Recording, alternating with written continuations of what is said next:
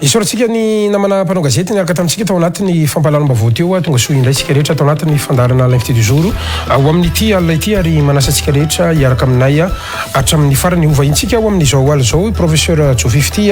izay iresaka moa zany momba ny fampianarana mahomby indrindra zany amin'izay hoe fahaizana miteny anglisy ao anatin'ny 9 ora na 9 andro monja izay fa eo ihany koa zany ny boky tetikasa isotomana mpividy BDB boky izay iranina moa amin'ny Madagascar Sunrise izy io tsy adino ihany koa moa zany ny boky fahagagana ara-tsiantifika ary ilay tolotra manokana ho an'ny mpianatra no ampiavaka antsika zany amin'ny ity aly ity dia misy ny dictionnaire amin'ny teny malagasy makany amin'ny teny anglisy sy ireo DVD miaraka amin'ny miaramanao professeur Jofifty ary manasanao anasa androso atao anatin'ny efitranoary.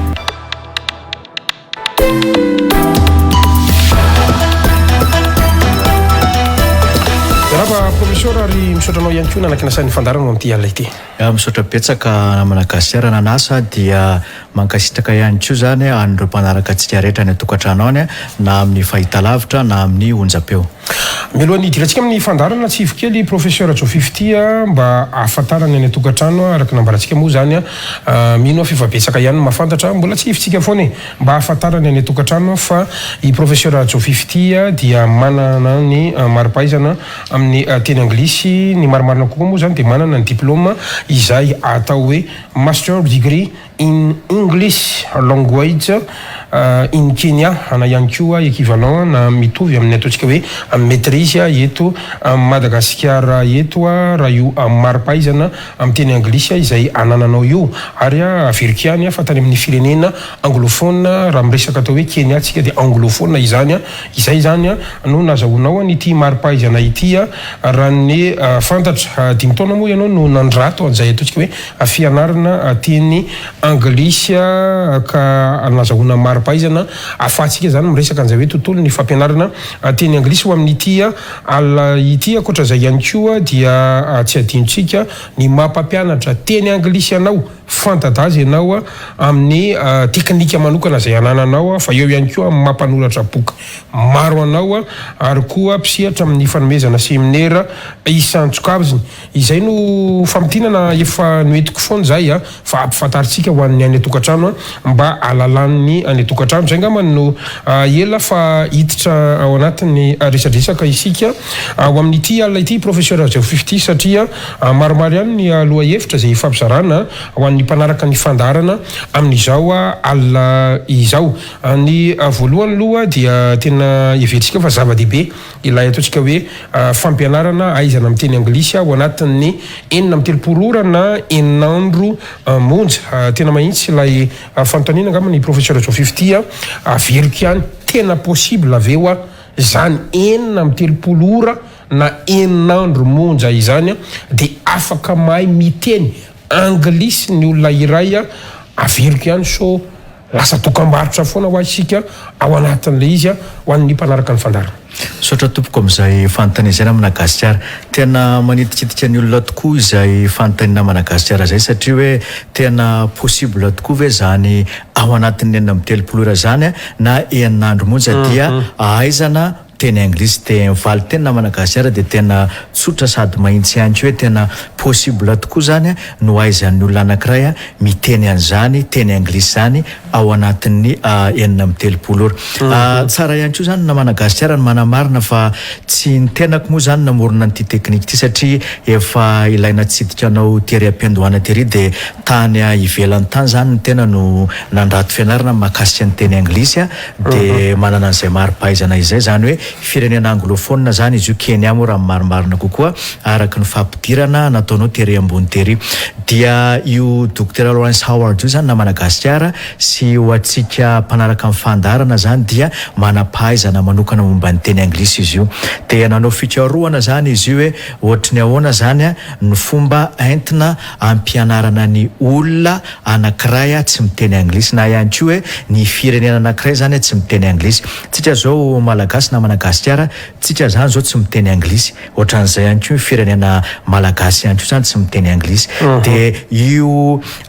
fampianarana zany na teknika Anthony Lawrence Howard io zany dia natokana mihitsy zany ho an'ny olona tsy miteny anglisy na ihany koa ny firenena tsy miteny anglisy. Dia araka ny fikarohana nataony zany Madagasikara dia ny teknikan'izy io zany tena hoe mahomby indrindra zany amin'ny fampianarana teny anglisy zany hoentina mampianatra teny anglisy ho an'ny olona tsy mpiteny anglisy ohatry ny malagasy zany. Dia io teknika moa zany na Madagasikara tsotra dia tsotra izy io satria efa entitra matetika eto zany rehefa manasa ny tenako ianao dia ny voalohany moa zany misy an'ilay hoe IVP. Io le IVP io zany raha alavaina izy io dia mahazotsika hoe ID-making. Dia ny faharoa ihany koa zany dia misy an'ilay hoe vocabulary. Dia ny fahatelo misy an'ilay hoe phonetics. Dia io teknika voalohany io zany na Madagasikara dia ahaizan'ny olona zany miresaka na ihany koa hoe maneho hevitra. Dia ny faharoa ihany koa zany ilay teknika faharoa izay avy amin'ny Dr. Lawrence Howard ihany zany dia misy an'ilay hoe RIS. Io RIS io ndray zany na Madagasikara raha ohatra hoe alavaina izy dia hoe rhythm, intonation, stress. Zany hoe io teknika faharoa io ndray zany dia ahaizana miaino satria mantsy amin'ny teny anglisy zany eo amin'le fiainona ihany koa zany somary olana kely zany izy io ho an'ny olona zany vao mianatra teny anglisy zany. Dia ahitana an'le lanto-peo moa satria zay misy an'le hoe rhythm, intonation, stress. Misy an'le lanto-peo zany ao anatiny eo mba ahafantarantsika hoe ohatry ny ahoana zany ny tena hoe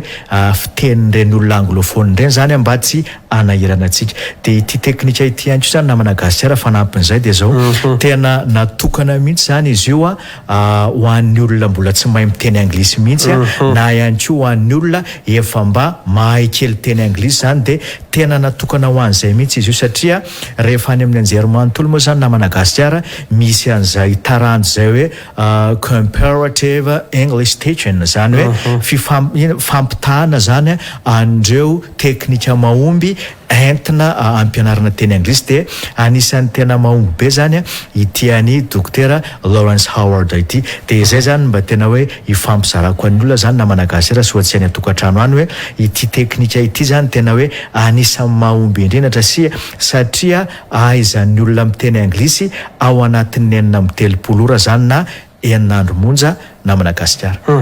Zanaty zany zany efa professeur dia zao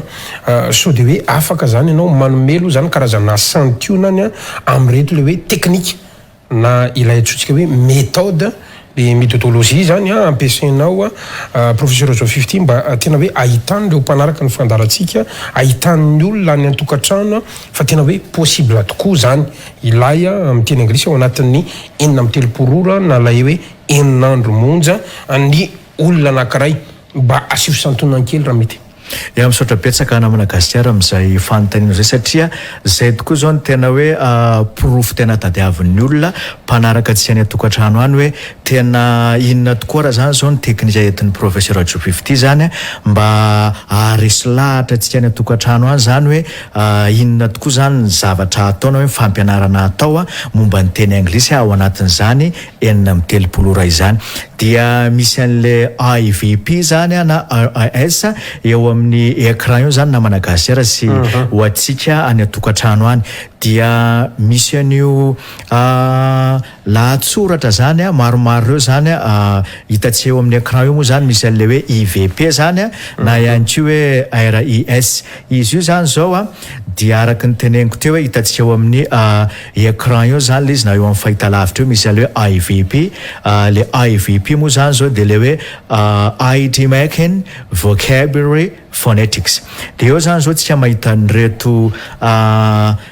fehezany teny maromaro reto na hoe sentences. Ny voalohany zany zao dia misy an'le hoe monina eto andrenivohitra ao. Io zany zao raha ohatra zany zao ny tenenana an'izany amin'ny teny anglisy dia zao hoe I live in the capital. Averiko kely ihany zany ny fiteny an'ilay hoe monina eto andrenivohitra ao zany dia hoe I live in the capital. Dia ny faharoa ihany koa zany zao misy an'ilay anankiray hoe miala ny trandro zareo.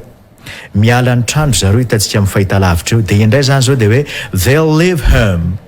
dia ny fahatelo indray zany ny fehezan'ny teny fahatelo na ny hoe sentence fahatelo ihany ko zany dia mahitsy hoe mivantana ny fampisehoana dia io indray zany zao dia hoe our show is live averiko kely ihany hoe our show is live dia ny dikan'izay zany ny tena tsara homariana ao anatin'ireo fehezan'ny teny anankitelo ireo zany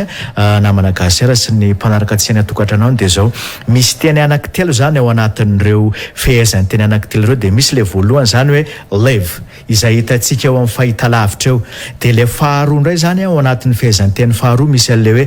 live iny indray zany zao hitantsika eo amin'ny fahitalavitra eo ihany koa izy iny dia ny fahatelo misy an'le hoe live ireo zany zao namana GASCAR rehefa jerena izy ireo dia ohatrany hoe mitovy zany ny fomba fanonana anazy na ihany koa ny fomba fanoratana anazy ihany koa zany misy itovizany dia le live voalohany zao hoe monina na mipetraka zay zany zao fanonana an'izy iny dia le faharoa le hoe live iny indray zany zao dia hoe miala dia ny fahatelo zany le hoe live mivantana zany na hoe en direct amin'ny teny frantsay dia ny dikan'izay zany namana GASCAR rehefa mahafantatra an'le hoe IVP zany olo santionany ihany moa zany izy io satria zany nangatana namana GASCAR hoe mba miokely santionany dia santionany zany io teknika le hoe IVP io ahoana zany ny fomba atao zany mba hananana an'le hoe automatisme na ihany koa hoe spontaneity zany hoe ny zavatra ao an-tsainao eo zany na hoe ny hevitra ao an-tsainao eo ahoana zany ny fomba tonga dia ilazanao an'izy iny amin'ny teny anglisy dia ny tena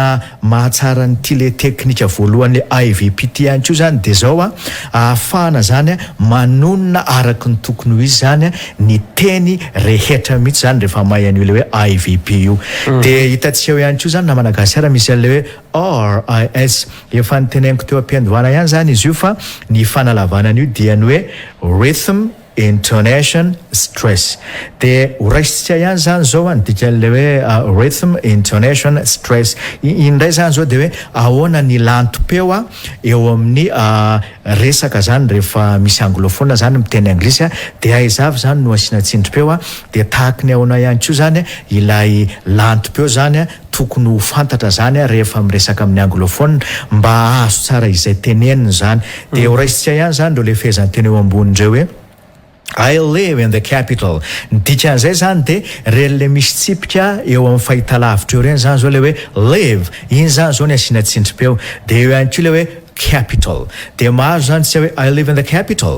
dia mahazo an'izay zany tsika hoe ohatra ny ahoana zany ilay rythme zany na ihany koa ilay lanto-peo zany rehefa miteny anglisy dia ny fehezan'ny teny faharoa moa zany dia mahazo tsika hoe they'll live home dia ny asiana tsindrim-peo amin'ny fehezan'ny teny io zany dia ny hoe live dia ny hoe home dia mahazo tsika zany hoe the live home dia ny fahatelo moa zany zao dia le hoe our show is live zany hoe ny asiana tsindrim-peo amin'ny fehezan'ny teny io kosa indray zany dia misy an'le hoe show live dia mahazo zany tsika hoe our show is live dia izay santionany ihany moa zany ireo namana GASCAR fa izay le lanto-peo zay ihany koa zany tena ilaina be rehefa miaino ireo anglophone zany raha olona miteny anglisy zany miresaka aminao dia rehefa mahafehy an'ireo zany ny olona anankiray dia afaka mahazo izy zany an'ireo teny anglisy zany na ihany koa anglophone zay miresaka aminazy dia ireo teknika anankiroa zany namana GASCAR santionany ihany izy ireo le hoe IVP sy ny RIS zany dia mahafeno tanteraka amin'ny fepetra zany ahaizan'ny olona maneho hevitra sy miresaka dia eo ihany koa ahaizan'ny olona miaino zany rehefa tafatojo zany na hoe miresaka amin'ireny olona anglophone ireny namana GASCAR inona no mahasamihafa n'io le teny anglisy ampianarinao io amin'ilay hoe teny anglisy américain na hoe britannique sa hoe mitovy ihany zany lay teny anglisy omenao amin'ny olona professeur jo 15 antony dia zao efa BDB mantsy ary miverimbirina foana eto amintsika eto lay resaka hoe teny anglisy britannique anglisy américain rehefa amina fampianarana sy ataontsika hoe cours zay omeny ny mpampianatra amin'izao vaninandro iainantsika zao toboka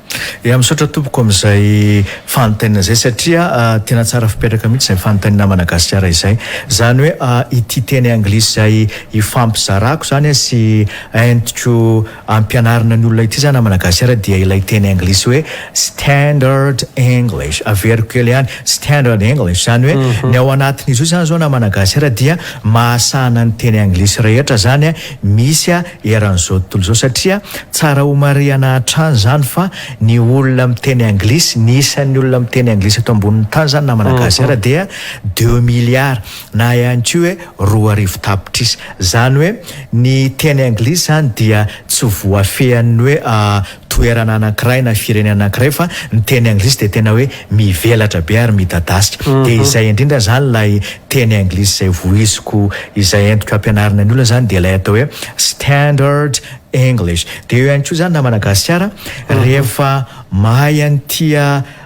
teny anglisy hoe standard English tia antsio zany ny olona na Madagasikara dia zao voalohany indrindra aloha zany izy manana an'ilay ataontsika hoe spontaneity na ihany koa hoe automatisme zany hoe ahafahan'ny olona zany ohatrany hoe mandeha ho azy zany ny fahaizany teny anglisy ohatra le ndrasantsika teo hoe monina eto andrenivohitra dia tonga dia ahoana ny ilazan'ny olona zany dia hoe I live in the capital dia eo ihany koa zany zao hoe mivantana ny fampisehoana zao dia hoe our show is live dia le olona zany rehefa mahay an'ireo teknika reto na Madagasikara tonga dia ohatrany misosa ho azy zany fahaizany an'ilay teny anglisy satria misy an'ireo le teknika anankiroa izay nitansaintsika teo ambony teo zay dia ny tiako tenenina manaraka an'izay koa na Madagasikara fanampiny dia zao rehefa mahay an'ity teny anglisy ity zany ny olona anankiray dia zao maharitra dia maharitra amin'ny fahaizany teny anglisy satria amin'ny akapobeany moa zany na Madagasikara ny tena ohatrany hoe hitaraina ny olona zany dia hoe rehefa mahay miteny anglisy dia ohatrany adino le izy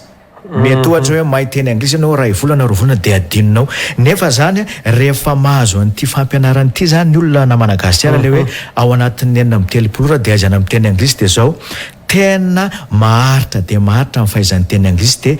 afaka entiny zany izy io amin'ny fiainany manontolo mihitsy satria efa nampianariny tena zany le izy efa nampiariko tamin'ny fiainana le izy zany dia zay ny tena hoe mba hifampizarako amin'ny olona satria amin'izao fotoana zao zany teny anglisy io zany dia tsy mety adiniko mihitsy izy io na Madagasikara zany hoe tsaroko foana izy io zany satria tsara fototra zany ilay teny anglisy zay azoko dia itony fampianarana amin'ny teny anglisy ao anatin'ny 30 tony zany no mba hifampizarana zany ho an'ireo izay liana amin'izany fampianarana teny anglisy na Madagasikara. Mba entinao zany ataontsika hoe mandrefy fa mahay miteny anglisy ny olona anankiray professeur JOUR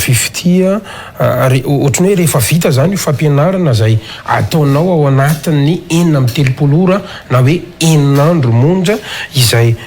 ataonao satria teknika miavaka ianao ihany zao manao an'izany raha eto amintsika eto dia ahoana ary ny andrefesanao fa zany fa mahavoafely olona zany fa vitan'le olona ary le izy satria 30 9 andro resakitsika eto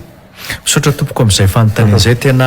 tsara fipetraka mihitsy izay fanontaniana Madagasikara zay satria ahoana tokoa moa zany no andrefesana fa mahay miteny anglisy tokoa zany ny olona rehefa vita io 30 io na 9 andro monja io dia ny valina Madagasikara tsotra be zany hoe rehefa avy manatrika an'ity fampianarana ity zany ny olona dia zao manana an'ilay ataontsika hoe automatisme na hoe spontaneity zany hoe tonga zany ny olona anankiray dia afaka milaza na hoe afaka miteny izay ao amin'ny lohany eo amin'ny teny anglisy dia ohatrany hoe lasa mandeha ho azy zany le fahaizany teny anglisy dia zay zany no andrefesana hoe mahay miteny anglisy zany ny olona anankiray na hoe mahay miteny anglisy zany ny olona anankiray rehefa avy manatrika ity fampianarana ao anatin'ny 30 ora ity zany hoe tonga zany dia ohatrany mandeha ho azy zany ny fahaizany teny anglisy zany hoe tsy dia mila mieritreritra be zany ny olona anankiray na Madagasikara dia raha ohatra hoe misy an'izay vidéo zay zany ao amin'ny teknisianao na Madagasikara raha mba ohatra hoe afaka mba jerentsika kely zany le izy satria ireo olo ireo zany na Madagasikara dia anisan'ny nanatrika an'ity fampianarana ao anatin'ny 30 ora ity dia mba ho jerentsika kely zany izy io amin'izao fotoana izao na Madagasikara.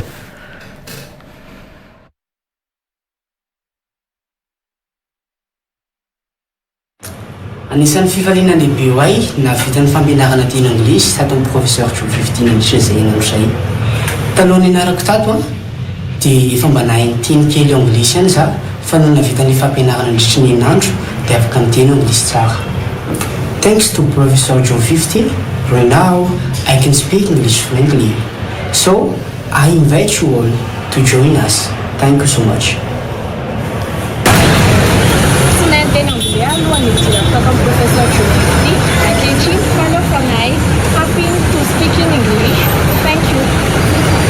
azo lasaina fa tsy nahay teny anglais mihitsy aho talohan'ny anarako tato amin'ny professeur JOUR 50 rehefa navita an'le herinandro dia matsapa tena fa efa mahay miteny anglais.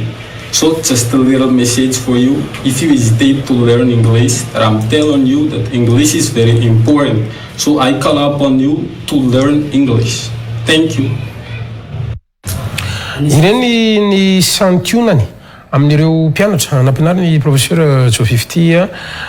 ny teny anglisy tao anatiny 4 orana 9 andro monja tao anatin'izay rehetrarehetra hitantsika kely ihany teo ny ampahany fa asa tsitsitsiratra kely fotsiny ary professeur JOUR 50 hoe inona ary zany tena mety hoe mampiavaka anao zany amin'ireo mpampianatra teny anglisy marobe raha tsy laza ny ataontsika hoe eto andrenivohitra fotsiny tsika dia mety efa manjato angambany ny mpampianatra an'izay ataontsika hoe teny anglisy zay inona mampiavaka anao tompoko? Misaotra tompoko amin'izay fanontaniana izay efa tena mahafinaritra aloha namana GASCAR satria efa betsaka zany ny olona tena hoe liana amin'ny teny anglisy dia betsaka ihany koa zany ny mpampianatra dia efa mahafinaritra zany satria mba mitona ny olona zany mba ho tia an'ilay teny anglisy satria araka ny tenentsika teo hoe olona amina miliara zany no miteny anglisy eto ambonin'ny tany dia ny tena hoe mampiavaka ny tena zany namana GASCAR dia ny hoe mba mifanana ny tenan'izay diplôme zay zany tany amin'ny firenena anglophone zany hoe 10 taona zany ny tena nianatra tany dia izay indrindra zany no hoe mba hahafahan'ny tena mampianatra an'izany ny olona anankiray hoe ao anatin'ny 9 ora satria raha tsy nandalina momba ny teny anglisy namana GASCAR dia tena mety ho sarotra dia sarotra zany hoe mampiteny olona na hoe mampianatra olona ahafahany miteny anglisy ao anatin'ny 9 ora izay dia zay zany ny tena hoe mba mampiavaka kely any tena zany amin'ireo mpampianatra teny anglisy ireo sady eo ihany koa zany hoe 10 taona zany ny tena no mba nipetraka tany ivelan'ny tany namana GASCAR dia mahita an'le hoe inona tokoa zany le hoe votoatin'le teny anglisy zany dia zay moa zany ny tena hoe mampiavaka ny tena dia ampanetretena moa ny ilazana an'izany dia mba misy an'itony fampianarana itony zany mba ahafahana mifampizara mba ampiroboroboana ny teny anglisy zany eto amin'ny tsika namana GASCAR. Ina re iresaka an'reto boky reto tsika fa milohan'izay mba afaka omenao ary ve professeur JOUR 50 ny daty ny sara-pidirana ihany koa eo ihany koa ny toerana zany zay ampianaranao sy hanovanao an'izay fampianarana teny anglisy ao anatin'ny 9 ora na 9 andro monja izay ny laharan-taroby ihany koa tsy adino professeur ahafahan'ny olona zany miantso raha misy fanampanazavana. Misaotra tompoko amin'izay satria tena izay mihitsy koa zao ny tena andrasan'ireo mpanaraka tsy haina tokantrano any zany hoe ny daty fidirana zany amin'ny ty fampianarana amin'ny teny anglisy ao anatin'ny 9 ora ity zany na 9 andro monja ity zany dia manomboka zany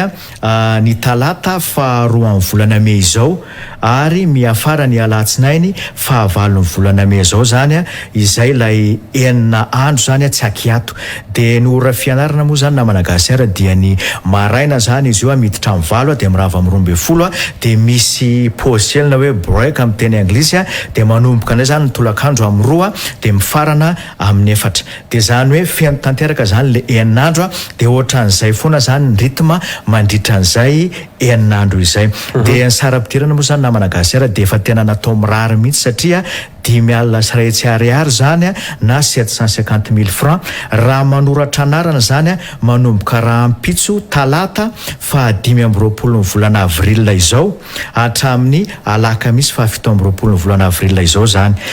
hoe raha oharinan'ireo daty ireo zany ianao vao misoratra anarana dia lasa 3,000,000 na 1,500,000 francs zany ny sara-pidirana dikan'izay zany raha pitso dia raha pitso zany dia efa tongava zany eny Andavamamba ampitan'ny accès banque zany mba ahafahanao misoratra anarana dia mba misitraka le fihenam-bidy 5,000 na 750,000 francs tena voafetra dia voafetra mihitsy zany ny toerana namana GASCAR dia anentana ny olona ihany koa zany zahako rehefa manatritra an'izy io dia mba hitondra cahier stylo zany dia ny laharan-taroby dia ny 034 89 217 60 na ihany koa ny 033 08 807 29 namana GASCAR. Mankasitraka professeur misy boky maromaro eto amiko reto asa iza no resantsika voalohany tsy maninona ity eto ambany masoko eto tetikady isotomana mpividy BDB ary miaraka amina kapila mangirana izy ity boky izay nosoratanao niaraka tamin'ny fikambanana Madagascar Sunrise ary fantatritsika ihany koa fa andeha totsika hoe na dia efa maro ary totsika hoe nahita na fantatra ary nahazo tombony tamin'ity tetika dia isotomana mpividy BDB ity professeur Joseph dia mino fa mety hoe mbola betsaka ihany koa zany mbola tsy mahafantatra sy tsy mahalala azy ity ka saingambany anoboantsika anazy inona no azonao azavaina momba nyity boky ity tompoka misaotra tompoko namana GASCAR amin'izay fanontanianao zay zany hoe iny boky iny zany araka ny teneninao teo zany dia mitondra ny lohateny hoe tetikady isotomana mpividy BDB dia io tetikady isotomana mpividy BDB io zany namana GASCAR dia zao izy io zany expérience mihitsy zany izy io izay nalaina tamin'ireo olona zany manana expérience momba mivarotra zany hoe ireo olona manana tsenam-barotra malaza eto Antananarivo eto satria mantsy izay ireo zany za moa zany ao anatin'ny fikambanana Madagascar Sunrise io dia ny tena nataonay zany namana GASCAR dia tena hoe nidina tany sur terrain mihitsy moa raha izay zany no azo ilazana anazy dia ny fampiresaka zany sy nankatoro-hevitra tamin'ireo olona manana tsenam-barotra olona manana tsena malaza zany eto Antananarivo moa indrindra zany dia rehefa tafaresaka tamin'ireo zany izahay dia maro be zany ny toro-hevitra naroson'izy ireo hoe ohatran'izao zany ny atao rehefa te hisitona zany mpividy BDB dia zay zany tena antom-pisian'ity boky ity namana GASCAR hoe ahafahan'ny olona mivarotra zany dia mba ahazo mpividy BDB zany izy eo amin'ny fiainana andavanandro dia ohatranay zany namana GASCAR zao zany hoe le fikambanana naorinay tamin'izany fotoana zany dia netomboana izy io zany namana GASCAR dia gargotrena sakafo gasy zany dia rehefa tonga zany zao rehefa nanao an'io zany zay mpikambana Madagascar Sunrise zany dia teo zany zay nanita-kevitra hoe ahoana tokoa moa zany zao tsika zao mivarotra dia ahoana moa zany zao mba tena hoe ampiroborobo an'ity varotra ataontsika ity dia teo zany no tsireniny hevitra hoe aleo tsika zany aka toro-hevitra amin'ireny olona efa manana tranom-barotra malaza ireny na restaurant malaza na ihany koa ireny mpivarotra lamody malaza sy teknolojia malaza ireny zany namana GASCAR dia izay indrindra zany no tena hoe antom-pisian'ity boky ity zany mba ahafahan'ny olona rehetra zany misitraka an'izany hoe ahoana no atao zany mba ahafahana mahazo mpividy BDB satria mantsy namana GASCAR rehefa mivarotra zany ianao karaha vao tsisy mpividy dia efa maty antoka zany ianao dia nidikan'izay ity boky ity zany zao dia anisan'ny tena manampy BDB ny olona mpivarotra zany mba ahafahan'izy ireo zany misitona mpividy BDB zany eo amin'ny varotra zay ataony dia tsara ho marena ihany koa zany namana GASCAR fa ity boky ity zany dia natokana mihitsy zany ho an'ny olona efa manana tsena zany izy ity zany hoe ianao zany mety sarotsarotra zany ny tena hoe ahazo an'le votoatin'ity boky ity namana GASCAR raha ohatra hoe tsy manana tsena ianao satria izay indrindra zany le votoatin'ilay boky hoe azahoana mpividy BDB zany zay zany le tetikady dia ny tena tsara zany olona manana tsena olona manana fivarotana zany dia mba miroborobo zany le asa fivarotana atao zany dia zay indrindra zany ny tena hoe mampiavaka n'ity boky ity zany ho an'ny olona efa mivarotra zany namana GASCAR dia eo ihany koa zany rehefa misitona mpividy BDB zany zao namana GASCAR dia zao tsy maintsy zany ianao manana an'izay le hoe activité maro zay zany eo amin'ny tsena zay ataonao dia zay ihany koa zany anisan'ny hoe misintona zany mpividy BDB eo aminao na ihany koa hoe betsaka ihany koa zany ny vola miditra eo aminao dikan'izay zany izy ity zany dia natokana mihitsy zany ho an'ireo olona manana tsena nefa ihany koa raha ohatra hoe mba misy olona te ahafantatra momba an'izany hoe ahoana ny atao rehefa mivarotra zany dia afaka manjifan'izy ity ihany koa namana GASCAR raha ohatra ka na hoe rehefa azon'ny olona anankiray zany miresaka zany professeur teo hoe olona tsara aloha zany raha hoe olona efa manana tsena dia rehefa azon'ny olona anankiray zany ty boky le tetikady isotomana mpividy BDB ity dia inona marina zany ny ataontsika hoe tena tombotsoa azony zany mihohatra kely zany professeur mba azonao azavaina kely ve ho an'ny mpanaraka ny fandarantsika zany amin'ity alina ity any tokantrano izay ataontsika hoe tombotsoa izay professeur Fefity mba tsy averiko foana ho asa lasa amin'ny teny zay foana ohatrany hoe tsy tena hoe tsy hoe ho dokam-barotra fotsiny zany fa tena hoe izy fiatraikany amin'ny varotra zay ataon'ny olona anankiray mihitsiny rehefa azony rehefa manjifa n'ity boky ity izy dia mampiasa an'le zavatra voalaza atao anatin'ity zavatra ity.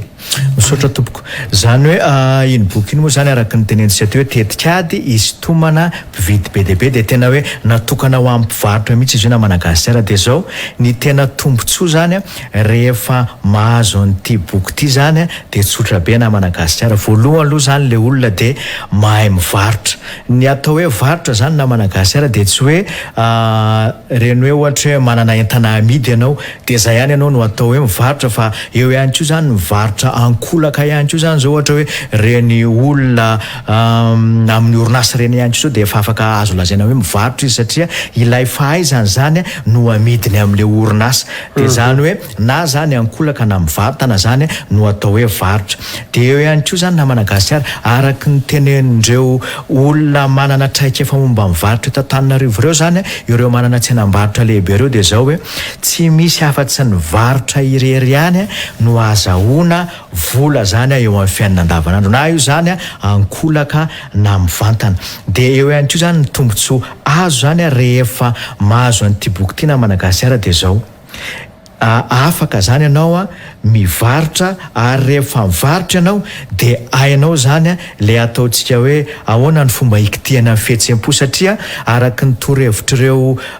olona zany manana traikefa efa antaona maro momba mivarotra dia ozy zareo hoe ny varotra ozy izy zany dia miankina be dia be amin'ny fahaizanao zany mikitika ny fihetsem-pon'ny olona. Rehefa mahay an'izay zany ianao dia tena be dia be zany ny mpividy tonga eo aminao. Nefa izay ihany koa zany na Madagasikara tsy midika hoe rehefa manao an'izay ianao dia amin'ny teny frantsay hoe ne faut pas vendre une boîte vide zany hoe tsy tokony zany ianao ohatra hoe za zao manao an'ity mivarotra an'ity boky ity na Madagasikara dia rehefa mamaky an'ity zany zao ny olona dia ny ao anatiny io tsisy nininina akory dia zay ilay hoe boîte vide. Dia raha ohatra ianao zany zao manao an'izay dia amin'ny manaraka ianao tsisy hividy intsony zany ny zavatra ataonao zany hoe hainao zany le mikitika an'le fihetsem-po fa ianao ihany koa zany tsy tokony hoe andeha hoe hivarotra zavatra tsisy nininina zany ao anatiny ao. Dia zay zany ny tena hoe antony zany ny tombontsoa lehibe zany rehefa mividy an'izy ity dia hainao ny mahay mivarotra zany ny olona anankiray dia eo ihany koa mahay mikitika an'izay fihetsem-po zay na Madagasikara satria izay indrindra zany ny tena hoe votoatina hoe fototra mivarotra rehetra na inona zany dia ny fahaizana mikitika an'izay fihetsem-pon'ny mpividy eo aminao zay. Tetikady isotomana mpividy be dia be zay le lohateny lesy inona ny antony tena nanosika anao professeur Fefity hoe andeha hanoratra an'ity boky ity. Izy iny moa na Madagasikara efa natsidika ho tery am-piandohana tery ihany fa tsy ny tenako zany nanoratra an'izy iny fa izay mpikambanao amin'ny Madagascar Sunrise dia efa zay moa zany efa nanao an'izay le hoe cargote zay zany sakafo gasy zay tamin'ny voalohany dia amin'izao moa zany izy io efa mihitatra be na Madagasikara efa mivarotra zany zay amin'ireny le hoe appareil technologique ireny dia efa misy lamody ihany koa zany amin'izao fotoana izao. Dikan'izay zany efa mivarotra aloha zany zay vao nanaraka ny torohevitr'ireo le manana expérience zany raha manana traikefa momba mivarotra. Dia ny tenako moa zany na Madagasikara tsy hoe zany nanoratra an'izy ity fa fiaraha-miasa zany amin'ilay mpikambana izy io. Dia ny tena nanosika ny tena ireo mpikambana ireo nanoratra an'ity zany dia zao tsy ny olona rehetrarehetra na Madagasikara no afaka hoe aka torohevitra zany amin'ireny olona tompona tsenam-barotra malaza eto Antananarivo ireny fa dia zay mihitsy zany zay nidina tena sur terrain mihitsy zany na Madagasikara dia ireny le hevitra rehetrarehetra ireny zany ireny no noraketinay boky zany nahazahoana an'ity boky ity dia mba hifampizarana ho antsika zany izay olona rehetra misehatra ara-barotra rehetra zany dia afaka manjifa an'izy ity dia mba mahazo mpividy be dia be zany tsika satria efa expérience efa anananay zany le izy dia mba nisy fiatraikany teo amin'ny varotra nataonay na Madagasikara. Manisy karazana olona ve professeur Fefity zany mba hoe nanjifa nampiasa an'ity boky tetikady isotomana vidy be dia be ity zany tena hoe afaka hijoroana ho vavolombelona zany androany fa hoe nividy izy dia nampiasa izy dia tena hoe nahazo mpividy be tokoa izy atao anatin'ny tsenany zany tena nasa be deaibe ny client any tena hoe nahazo vokatra zany asala am'ty le lohatenyty mihitsiny hoe isy tomana mpividy be deaibe de rehefa nampiasa izy tena lasa be deaibe tokoa le mpividy tao am'le tsenany zany ya misaotra petsaka na Madagasikara am'izay fanontaniana zay zany hoe maro be zany reo olona efa nisitraka an'izay le hoe vokatra nentin'ity boky ty na Madagasikara fa sindianitro manokana eto fotsiny zany zao nisy mpivarotra légume zay na Madagasikara zany am'ireny tsena eto Antananarivo reny mpivarotra légume zany io ramatoa io de am'izao fotoana zao zany izy io satria matsy nandeha zany le varotra nataony rehefa nahazo an'ity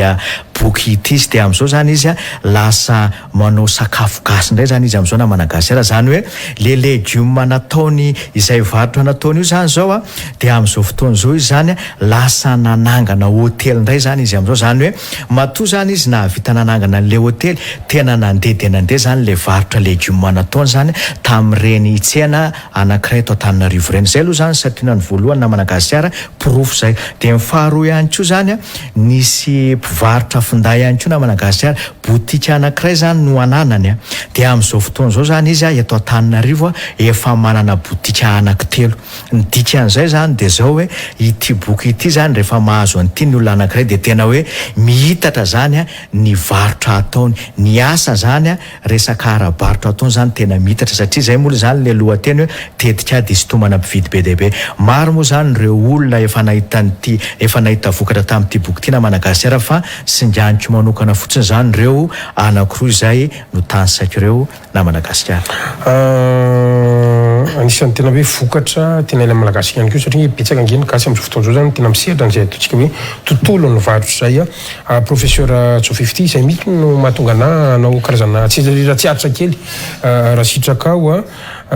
tiako tenena zany hoe natao ho an'ny mpivarotra rehetra ve ity boky ity professeur Tsofifty eny fa na de hoe reny le ataontsika hoe mpivarotra amoron-dalana reny fa reny koa zao anisan'ny betsaka ihany koa eto Antananarivo eto samy misy sokajin'olo tsena ohatry zao sy mpivarotra ohatry zao ihany no mety amin'ity boky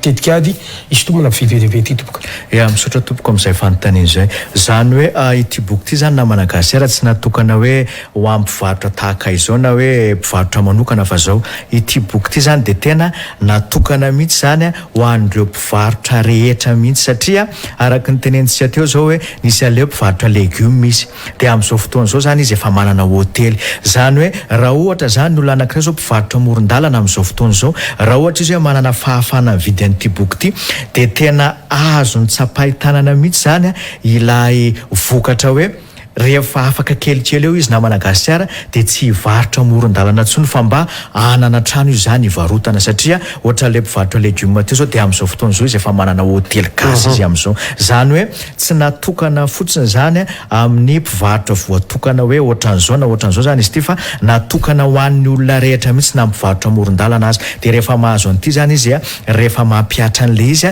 de mety fotoana vitsivitsy eo zany izy de mety lasa anana trano varotana am'izay satria tsara ho marina na Madagasikara fa zao araky ny tenindreo olona izay manana traika efa momba mivarotra zany de zao hoe tsy misy afa-tsy ny varotra no azahoana vola fa mila kosa zany teknika sy tetikady zany le varotra ataonao de miroborobo le izy de mahazo vola ianao na Madagasikara eny ary professeur Tsofifty resaka boky hafa ndraitsika fa ity ho an'ity tetikady isy tomana vidy be deaibe ity ndao miondray ary hoe aizany toerana anjifany ny mpanaraka ny fandarana azy ohatsinina ihany koa ny vidiny indrindra ny ilaran'ny telefonina professeur misaotra tompoko zany hoe promotion ndray moa zany izy tena Madagasikara am'izao fotoana zao zany hoe ny daty anaovana an'le promotion zany dia manomboka raha pitso talata 5 volana zany ka hatramin'ny alakamisy 7 volana izao zany misy ndray le promotion an'ity boky tetika de izy tomana mpividy be deaibe ity zany ho ampivarotra zany izy ty dia ny vidiny am'izao promotion zao na Madagasikara dia 5,400 na 225 000 francs ao arinan'ny alakamisy 7 volana avril izao zany dia miverina amin'ny prix normal zany ity boky ity de lasa 7,000 na 450 000 francs rehefa promotion taxe moa zany izy tena Madagasikara dia vitsivitsy ihany zany no antota zany de zay le hoe tongava zany tsika raha pitso de efa tonga de tongava zany satria rehefa mivoaka ohatra zao izy ty zany de vetivety kely de lany de mampalahelo zany tsy raha ohatra hoe tratran'le vidiny ray le hoe avroeny $6,000 na 450,000 francs satria vitsy de vitsy zany no atao promotion zany manomboka raha pitso talata 20 volana avril hatramin'ny alakamisy 17 volana avril izao. Toerana anjifanana izy ity moa zany dia eny Andavamamba apitan'ny Accès Bank efa misy banderole ngeza be zany eo momba ity boky ity dia ny laharatarby dia ny hoe 034 89 217 60 na iantsony 033 08 807 29. Ina le professeur Tsofifty tonga dia eto akaiky eto ihany tonga dia ity indray ndraisiko ny fahagagana ara scientifique anisany boky ihany koa niteraka hevitra be teo amin'ny fiarahamonina ity boky izay nisoratana ity raha ny marina moa zany nadikanao tamin'ny teny malagasy araka nambaraka teo ihany dia tony mazatra ipetsaka no efa mahafantatra petsaka ihany koa no efa nahazo tombontsoa teto amin'ny fandarana moa efa nisy nijoro vavolombelona mihitsy azy tamin'ny fotoanandrina makasika an'ity boky fahagagana raha scientifique ity professeur Tsofifty fa averitsika foana satria mino fa petsaka ihany koa manaraka ny fandarana vo izao vo nahita azy dia mba hoe tonao kely indray zany ny fanazavana makasika an'ity boky fahagagana ara scientifique ity. Misaotra tompoko zany hoe iny boky zay naseho ana Madagasikara teo iny zany dia ny lohateny hoe ny fahagagana ara scientifique amin'ny teny anglisy moa zany izy dia hoe The Science of Wonders zany hoe araka le fanazavana teo na Madagasikara tsy ny tenako zany no nanoratran'izy ity fa nadikako teny anglisy zany izy ity dia navadiko amin'ny teny malagasy zany mba ho azon'ny malagasy rehetra mihitsy dia efa amin'arivo ny olona na Madagasikara no nahazo an'izy ity dia ity boky ity zany na Madagasikara dia efa nanova fiainan'olona marobe zany satria hatramin'izay nivoahany zay zany dia efa olona amin'arivo no nahazo an'izy ity dia tena hoe niova tanteraka zany ny fiainana zany hoe tsy resaka hoe ara-bolana fahasalamana ihany izy ity na Madagasikara fa tena hoe mahasana ny lafim-piainana rehetra mihitsy zany dia tena hoe nitondra fiovana zany teo amin'ny fiainan'ny olona mihitsy zany ity boky ny fahagagana ara-scientifique ity na Madagasikara. Rehefa mahazo arak'izany mokotsika moa satria ity koa mity ity boky ity rehefa manjifa n'ity boky ity ny olona anankiray professeur Tsofifty inona no mety hoe iova zany eo amin'ny fiainana zany. Misaotra betsaka amin'izay fanontaniana Madagasikara zany hoe araka ny teneniko teo hoe ity boky ny fahagagana ara-scientifique ity zany dia zao efa nanova fiainan'olona maro be izy ity araka ny teneniko teo dia izy ity zany dia zao ny fahagagana aloha zany tsara ho faritana kely na Madagasikara ny atao hoe fahagagana zany dia toe-javatra anankiray toe-javatra tsara anankiray tsy manaraka lojika dia zay zany no atao hoe fahagagana satria mantsy hatramin'izay zany ny fahagagana dia ohatry ny hoe natao an'ny tokon'olona na vondron'olona fotsiny zany ny tena hoe misitraka an'izay fahagagana zay fa rehefa mahazo an'ity boky ny fahagagana ara-scientifique ity zany ny olona dia zao tena miova zany ny fiainana zany hoe mahasana ny lafim-piainana rehetra mihitsy zany ity boky ny fahagagana ara-scientifique ity na Madagasikara satria ny ato anatin'izy ity zao dia efa misy an'ireo proof maro be zany izay nanjifan'ity boky ity moa zany tamin'ny nanoratany dokotera Alano West anazy na Madagasikara dia voarakitra ao daholo zany ireo proof rehetrarehetra hoe ohatra ny ahoana zany niova teo amin'ny fiainan'ny olona zany rehefa nanjifan'ity boky ity zany hoe mahasana ny resaka hoe fahasalamana mahasana ny resaka fitiavana arena fifaliana fahombiazana zany dia afaka zany voavadaholo zany na hoe mitondra vahaolana an'izany rehetrarehetra izany ity boky ny fahagagana ara-scientifique ity na Madagasikara.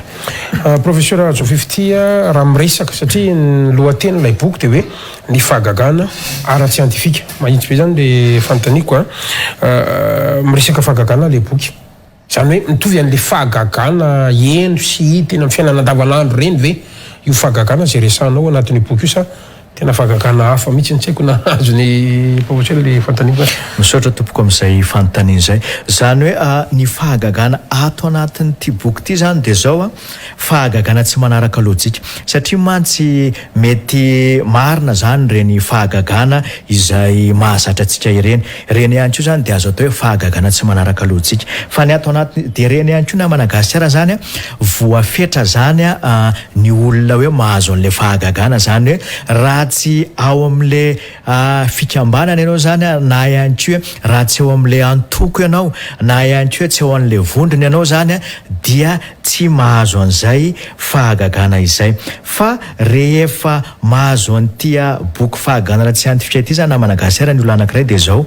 tena hoe na izy zany na iza dia afaka misitraka an'izay fahagagana izay avokoa zany hoe tsy voafetrany hoe volon-koditra anao, tsy voafetrany hoe sakafo hohaninao, tsy voafetrany hoe ny fiavianao zany ny fahagagana izay voasoratra ato fa na iza zany dia manana an'izay hoe afaka misitraka an'izay fahagagana izay. Le naseho ana Madagasikara teo moa zany nisy tsy ampy DVD le izy satria adimo kely izy fa miaraka amin'ny DVD le izy na Madagasikara dia tia ampelantanako ity le izy dia miaraka amin'ny DVD tsy misaraka zany izy reto dia zay zany le hoe ahafahana misitraka an'le fahagagana ara-tsiantifika natao hoan'ny olona rehetra mihitsy zany izy ity na Madagasikara dia mba mahita fahasalamana ianao, mahita an'izany hoe harena, mahita fifaliana, fitiavana, fahombiazana eo amin'ny fiainana andavanandro na Madagasikara. Ny antony nametrako an'izay fantaniana izay mantsy professeur JOUR dia zao raha ohatra hoe fahagagana zay tena hoe fantatry ny olona sy ny eny amin'ny andavanandro zany dia ohatrany hoe ametrahan-tanana hoe misy mihinana zavatra na misotro zavatra ampirehetina labozia asa misy endrika ohatrohatry zany le ataontsika hoe fahagagana na hoe miracle tsy fantatry moa zany zay apitsika andikana anazy ohatrohatry zany mety hoe ao an-tsaina sy ny fantatry ny olona eny amin'ny andavanandro ka zay ny tena hoe inona amin'ireo no mety ho ampiasaina zany ao anatin'ity boky fahagagana ara-tsiantifika ity professeur. Misaotra tompoko amin'izay fanontaniana izay zany hoe ity boky ity aloha zany na Madagasikara dia zao tsotra be zany ny ato anatin'ity boky ity. Ny ato anatin'ity zany zao tsy misy hoe zavatra sotroina zay ianao vao mety hahazo fahagagana na hoe zavatra hohanina zay ianao vao mety hahazo fahagagana na ihany koa hoe labozia ampirehetina zay ianao vao mahazo fahagagana na ihany koa hoe ametrahan-tany ianao vao mahazo fahagagana. Reny tsy misy hoe maharatsy an'izy ireny na Madagasikara fa ny tena mampiavaka an'izy ity dia zao izy ity zany dia boky zany mahakasika an'izay le hoe na iza zany olona manjifa n'ity boky ity dia misitraka fahagagana avokoa zany hoe tsy miankina amin'ny raha ny sotroinao zany izy io na ny zavatra sotroinao na ny sakafo hohaninao na ny fitafianao na ny hoe zavatra hafa ihany koa zany fahagagana zany fa na olona na iza zany dia afaka misitraka an'izay fahagagana zay raha mbola olombelona zany fa tsy voafetra zany hoe tokony ohatran'izao ny ataonao vao misitraka fahagagana dia izay indrindra moa na Madagasikara le mahasiansa anazy satria natao an'ny olona rehetra mihitsy zany ity boky ity fa tsy hoe antokony olona anankiray na vondron'olona anankiray monja zany fa ny olona rehetra dia tokony hisitraka an'izay fahagagana zay araka ny fikaroana nataon'ny dokotera Alana West satria tsara ho marina na Madagasikara fa dokotera Alana West zany dia manana doktorana hoe manam-pahaizana manokana momba ny psychologie klinika zany dia manam-pahaizana ihany koa zany izy momba ny sociologie dia izay fari-pahaizana nanana an'izay zany no nahatonga azy nikariko momba ny fahagagana dia araky ny teny zany ny fahagagana dia tsy natokana ho an'ny vondron'olona zany na ihany koa tokon'olona manokana fa ho an'ny olona rehetra mihitsy na Madagasikara. Ona professeur tovy foana fantaniko fa tena zava-dehibe efa nisy olona mividy na nanjifa ny boky iny ve efa nahazo tombontsoa efa nahita an'izay tena hoe fahagagana zay ary niaina an'izay fahagagana zay nanjifa n'ity boky fahagagana ara-tsiantifika ity. Misaotra tompoko amin'izay na Madagasikara satria zao araky ny teny antsiteria am-piandohana tery dia hoe efa olona amina rivony zany no nahazo an'ity boky ny fahagagana ara-tsiantifika ity dia ren'olo reny na Madagasikara na mandefa message zany izy reny na ihany koa miantso zany na ihany koa tonga mivantana zany eny andava mamampitan'ny accès bank dia zao maro be zany tsy ho voatanisa moa zany hoe iza sy iza avy zany ny tena hoe nahita an'izay fahagagana azo tsapahitanana teo amin'ny fiainana andavanandro zay fa santionany fotsiny na Madagasikara zany no etiko eto hoe voaingana koa zany zao satria efa nisy olona ihany koa zany nahazo an'ity boky ity voaingana io olo io zany na Madagasikara mpampianatra izy io amin'ireny université na hainao manjery tsy miankina ireny zany dia nividy an'ity boky ity dia izy io zany tena hoe mba faniriny zany dia mba hoe hiasa zany amin'ireny organisme international ireny dia izy io zany zao rehefa mandefa an'le demande d'emploi zany na le mamaly an'ireny tolotrasa ireny zany dia efa intelo zany izy io no nandefa an'ireny tolotrasa ireny fa tena tsy voaray mihitsy dia nefa izy manam-pahaizana fa rehefa nahazo an'ity fahagagana ara-tsiantifika ity zany olo io na Madagasikara dia nampiatra izay voalaza ato anatin'izy ity dia amin'izao fotoana izao izy na Madagasikara miasa amin'ireny organisme zany na fikambanana iraisam-pirenena to Madagasikara ireny ny dikan'izay na Madagasikara zany le tsy manaraka lojika zany le averintsika ihany zany hoe mandeha foana zany le tolotrasa dia mamaly izy tsy voaray mandeha foana le tolotrasa mamaly tsy voaray dia rehefa nanjifana izy ity izy na Madagasikara dia rehefa nampiatra le voalaza tato anatin'izy ity dia amin'izao fotoana izao izy tafiditra ny asa dia tena tonga teny andava mampita ny accès banque mihitsy ane io olo io na Madagasikara lehilahy moa zany izy io dia tena hafaliana tsy ombotratra na Madagasikara hoe tena mankasitraka le boky The Science of Wonders na hoe ny fahagana ara-tsiantifika fa tena amin'izao fotoana izao zany tena hoe afaka miasa izy zany dia tanteraka zany ilay faniriny hoe mba te-asa amin'ireny organisme international ireny be dia be ny fahagagana azo sapaitana Madagasikara fa santionany fotsiny zany io ny aty satria voaingana zany io olo io zany tonga teny amin'ny toeram-piasana teny andavamamba teny dia mba ny fampizaran'ilay izy dia izay ny mahakasika an'izy io na Madagasikara. Inary professeur Tsofifty ndahoary hoentsika indray hoe aizandray ary ny toerana afana manjifa an'izay boky fahagagana ara-tsiantifika zay satria mino fa maro amintsika ny tokantrano ihany koa mba mangetaeta mba hisitraka an'izany ataontsika hoe fahagagana ara-tsiantifika zay ny toerana ny sarany mba misy promotion ohatran'le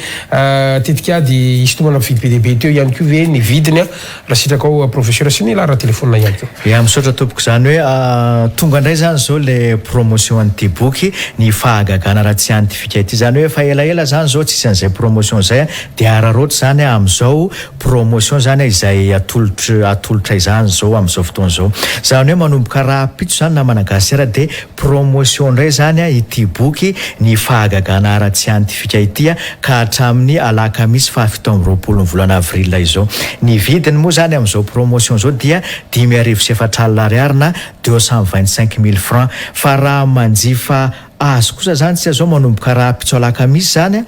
dia raha oharinan'ny alakamisy zao zany tsy avo mividy an'izy ity dia lasa avoroa eny zany izy ity zany hoe lasa 7,000 ariary na ihany koa hoe 450,000 francs zany hoe manomboka raha pitso zany le promotion dia 5,400 ariary zany ny vidin'izy ity na 225,000 francs hatramin'ny alakamisy 17 volana avril izao fa raha oharinan'ny alakamisy 17 volana avril kosa zany tsy avo manjifa an'izy ity dia lasa 7,000 ariary na 450,000 francs zany no anjifantsika anazy rehefa promotion zao zany izy tony na Madagasikara dia tena ifandrombahana mihitsy dia sady ihany koa zany vitsy zany no natota promotion zany dia mba miazakazaka zany tsy manomboka raha pitso hatramin'ny alakamisy 17 volana avril izao zay zany le promotion dia ny toerana anjifanan'izy ity moa na Madagasikara dia eny Andavamamba apitan'ny accès banque efa misy banderole angezabe ao dia ny lara tarbia 03489 217 60 na ihany koa ny 03308 807 29. Maranatsika anazy professeur Tsofifty ity tena tolotra manokana ho an'ny mpianatra ary za moa anisan'ny nangataka taminao hoe alao mba hoentina kely ty le resaka dictionnaire teny malagasy makany amin'ny teny anglisy ity professeur Tsofifty araky ny fantatsika dia tena hoe betsaka ny karazana dictionnaire amin'ny teny malagasy zany misy ny atao hoe dikateny amin'ny teny anglisy izay hita moa eny amin'ny librairie maro isan-karazany eny atreny amin'ny sisin-dalana misy nazy dia tena hoe mety ahitantsika an'izay dictionnaire izay ary azontsika heverina mihitsy hoe efa tena miparitaka fa ity amintsika androany ity zany dia ataontsika hoe dikateny amin'ny teny anglisy mihitsiny makany amin'ny malagasy araka zany inona no mety hoe everitsika fa hoe mampiavaka ity dictionnaire nosoratanao professeur Tsofifty ity ary manina ihany koa ny lazana matetika hoe tena tolotra ho an'ny mpianatra ihany koa izy ty Ya misaotra betsaka namana gascara amin'izay fanontaniana izay zany hoe ity boky ity zany araka ny efa naseho namana gascara teo zany dia izy iny zany zao dia tena hoe tolotra manokana ho amin'ny mpianatra mihitsy namana gascara dia ny tena mampiavaka an'iny dictionnaire iny zany na raki-bola iny namana gascara dia misy an'ilay hoe IPA zany hoe International Phonetic Alphabet zany hoe fahaizana manonona ny teny rehetra amin'ny teny anglisy satria ao anatin'izy io namana gascara misy an'ilay IPA le hoe misy teny anankiray zany dia tonga dia ahoana ny fomba fanonana azy amin'ny teny anglisy dia ny tena korery ihany zany ampanetrehatena no mbola hoe nanoratra an'izay dictionnaire misy an'ilay IPA zay dia tena tsara be mihitsy zany izy ity namana gascara ho an'ny mpianatra zany zay mihitsy moa zany le tolotra manokana amin'izao fotoana izao. Ny zavatra anankiray fotsiny sao dia adintsika kely aloha fa izy misy DVD sy any reto miaraka aminy alaitsika sary kely aloha izay kapa sao dia adintsika misy an'reto zany miaraka amin'ilay izy rehefa mahazo an'ity dictionnaire amin'ny teny malagasy makany amin'ny teny anglisy ity ihany koa professeur JOUR ny anankiray dia andao eto hoe inona ary zay tombotsoa azo an'izay satria fa maninona ny teknika IPA fa maninona ny dictionnaire hafa tsy maninona ka inona ny tombony tompoka. Ya misaotra tompoko amin'izay tena manitikitika ny olona tokoa zay hoe be dia be ny dictionnaire amin'ny teny malagasy makany amin'ny teny anglisy fa maninona raha ity zay mihitsy zay indrindra le izy namana gascara zany hoe ya zany hoe ny tena tombotsoa zany ahazo mpianatra zany rehefa mahazo an'ity dictionnaire miaraka amin'le DVD reto zany dia zao lasa mitombo be zany ny vocabulaire ananany zany rehefa any ampianarana any zany hoe izy ity zany zao dia tena hoe natokana ho amin'ny mpianatra tolotra manokana ho amin'ny mpianatra mihitsy moa zany izy ity dia lasa manana vocabulaire be dia be zany namana gascara ny mpianatra rehefa mahazo an'ity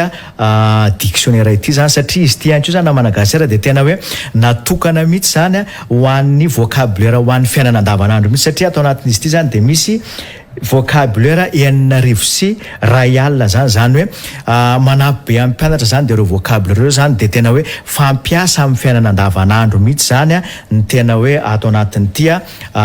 dictionnaire na raki-bolana ity dia ny tombotsoa azo mpianatra zany rehefa mahazo an'ity dictionnaire ity namana gascara dia zao tena lasa be dia be zany ny vocabulaire amin'ny teny anglisy ainy dia ainy ihany koa zany manona satria misy an'le hoe International Phonetic Alphabet zany hoe le DVD mangamanga ity zany zao ahafahan'ny olona na mpianatra zany manonona an'le teny tsirairay ao anatin'le dictionnaire namana gascara. Misy an'ireto DVD ireto miaraka amin'ny professeur JOUR tsy haiko nazonao hazavaina kely ny anankiray moa zany ty menamena dia ny anankiray ty mangamanga ahoana indray zany ny makasika an'ireto loatra ka tsika azonao hazavaina kely. Ya zany hoe reny DVD ampelatana namana gascara reny zany zao le menamena iny zany zao dia iny zany zao le conversation zany hoe ahafahan'ny olona zany mahazo an'le teny anglisy satria olona miresaka mihitsy ny ao anatin'izy iny zany hoe resadresaka ireo olona tena tompon'le teny mihitsy zany ny ao anatin'izy iny dia maharitra adiny telo zany izy iny namana gascara zany hoe tena mianoka mihitsy zany le mpianatra rehefa mahazo an'izy iny zany hoe misy loha hevitra rehetra mihitsy ao anatin'izy iny misy resaka any an-tsekoly misy resaka momba ny fifamoivozana momba ny resaka any amin'ny banky resaka any an-dakozia any an-trano zany hoe mahasahana ny loha hevitra rehetra eo amin'ny fiainana andavanandro zany dia zay ny tena mahatsara be sy mampiavaka an'izy iny dia iny le mangamanga kely eny ampelatana namana gascara iny kosa indray zany iny indray zany dia zao mahay manonona an'le teny anglisy rehetra ao anatin'le dictionnaire amin'ny mpianatra rehefa mahazo an'iny IPA iny dia ny dikan'izay zany rehefa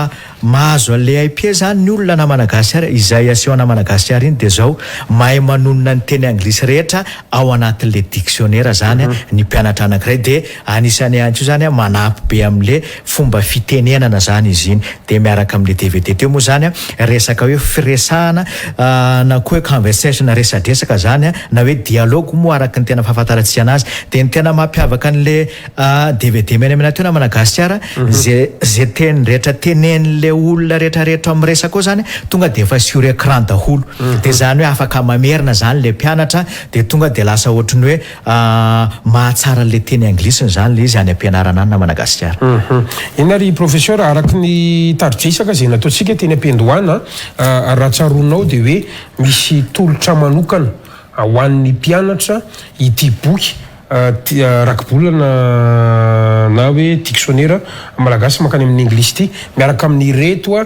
DVD mangamanga sy menamena reto tolotra manokana ho an'ny mpianatra zay le fampidirantsika ka azonao ampifantarina kely ary ve satria andrasan'ny mpianatra hoe inona ary zay tolotra manokana ho an'ny mpianatra zay tompoka ya zany hoe tena averiko kely indray le hoe tena tombontsoa zany na Madagasikara rehefa mahazo an'izy ity zany de zao hoe rehefa mahazo an'ity zany aloha mpianatra de zao manana vocabulaire maro be izy de efa maro ihany koa na Madagasikara zany no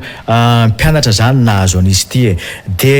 ny tena tsapan'ireo ray aman-dreny zany de zao lasa nahazo note tsara be zany ny mpianatra izay ny akamaroan'ireo mpianatra nahazo an'izy ity zany de tena hoe lasa niakatra be zany lasa ny tsara zany note zareo tany ampianarana de lasa ihany koa lasa mivoatra be ihany koa zany ny fahaizan'ireny mpianatra nahazo an'ireto vokatreto zany tany ampianarana tany zany de zay zany ny tena hoe tolotra manokana zany de ho antsika mpianatra zany zay mbola tsy nahazo an'ireto zany de fotoanan'izao mba azahoana an'ireto mba azahoana note tsara zany amin'ny teny anglisy any ampianarana satria moa zay zany tena fanindry mpianatra na Madagasikara hoe mba azo note tsara amin'ny matière rehetrarehetra de ity moa zany zao mba azahoana note tsara amin'ny teny anglisy zany de tsara zany ny mpianatra na Madagasikara mahazo an'ireto dictionnaire miaraka amin'ny DVD reto de mba manatsara le teny anglisy ihany koa zany de zay ny tena mampiavaka an'ireto tolotra dictionnaire sy DVD mangamanga sy menamena reto na Madagasikara. Nawa azatiny tonga de toiso raha mety aminao professeur aizany toerana otrinina amin'ny sarany ary le daty afahana ihany koa manjifa an'ireto tolotra manokana dictionnaire sy DVD miaraka amin'ny ireto tsy adino ihany koa ny larana afahana mangataka fanazavana ihany koa professeur Sofifty. Ya misaotra tompoko zany hoe araky ny tenenina Madagasikara teo zany de hoe misy tolotra manokana ho amin'ny mpianatra zany izy ity de tena natao mirary de mirary mihitsy zany ny tena hoe vidin'izy eto na Madagasikara de manomboka raha pitso talata zany fa 20 volana avril zany hatramin'ny alakamisy 17 volana avril zany ny vidin'ireto rakibolana miaraka amin'le IPS le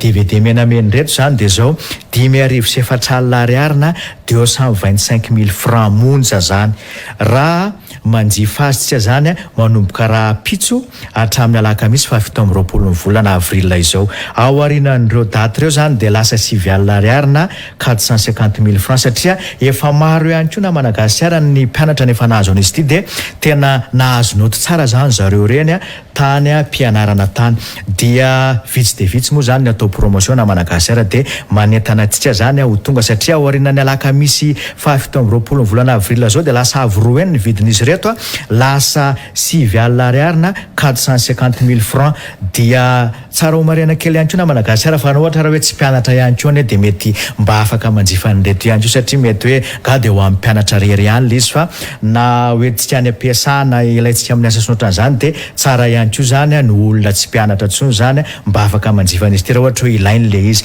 de ny toerana anjifana azy na Madagasikara eny Andavamamba apitan'ny accès banque efa misy banderole ngeza be eo ny laratarby moa zany de ny 03489 217 60 033 08 807 29 de manomboka raha pitsondray zany ny promotion an'izy ty 5,400 ariary hatramin'ny alakamisy 17 volana avril ho avy zao na Madagasikara. Eny ary professeur Sofifty amarana ny fandarantsika raha misy ary fanetanana avy any aminao tompoko. Ya misaotra tompoko zany hoe fanetanana farany zany de hoe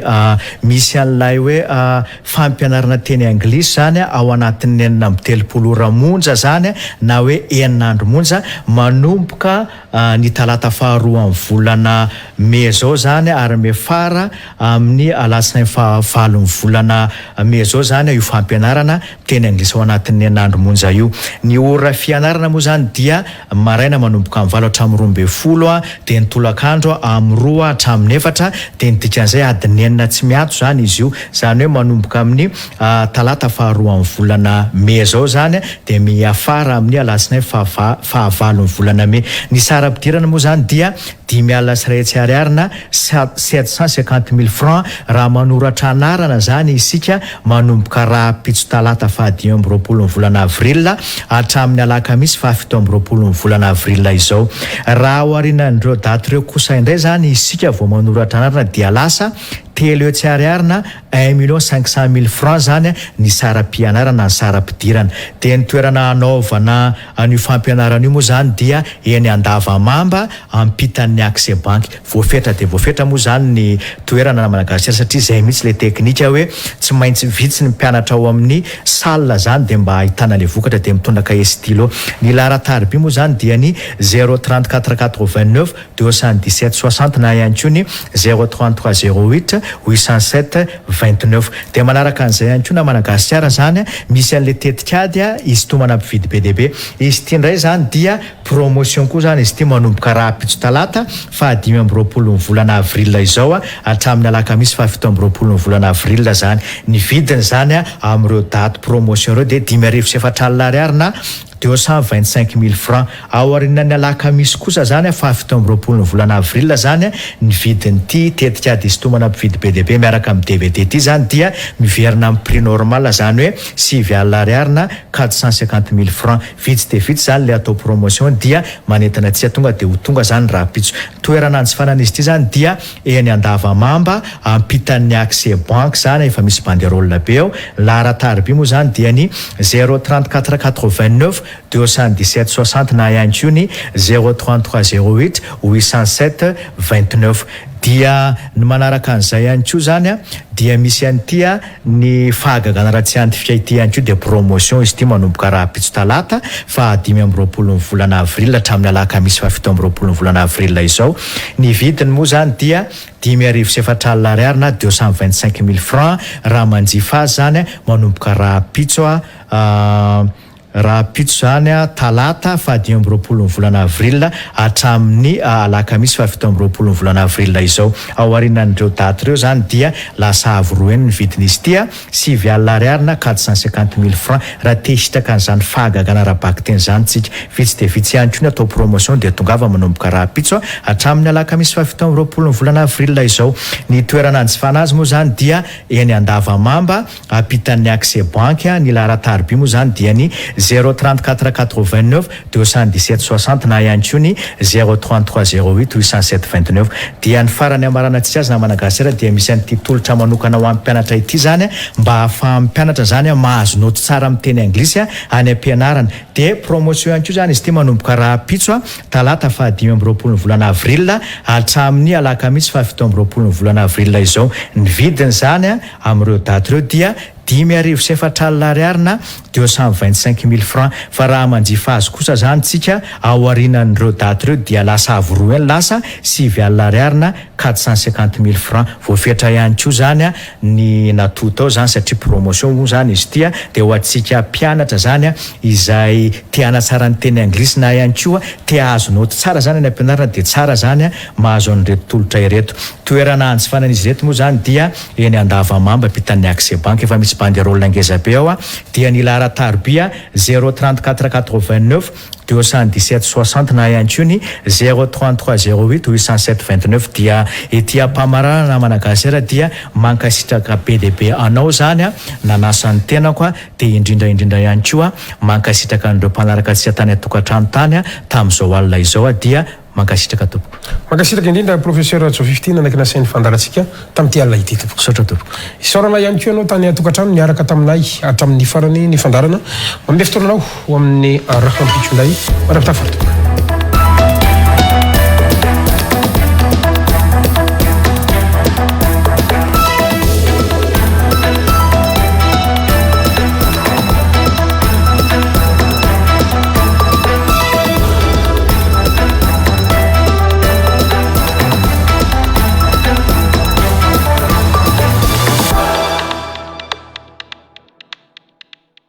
Matezatol manolotra anao iro amin'ny fanorenana maharitra sy mateza